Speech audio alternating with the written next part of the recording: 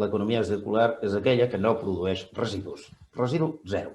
Evidentment, això és una utopia, almenys per ara. Aleshores, la tendència a la reducció de residus fins algun dia potser arribar a residu zero, és el que és l'economia circular. Es tracta d'imitar la naturalesa. La naturalesa no té residus. Cada residu, teòricament, a la naturalesa és una matèria prima d'un altre procés natural. Doncs el mateix hauria de passar amb l'economia circular. Això vol dir que també hem de fer més ecodisseny, hem de fer ecodisseny de productes, hem de fer ecodisseny de processos, hem de redissenyar l'economia.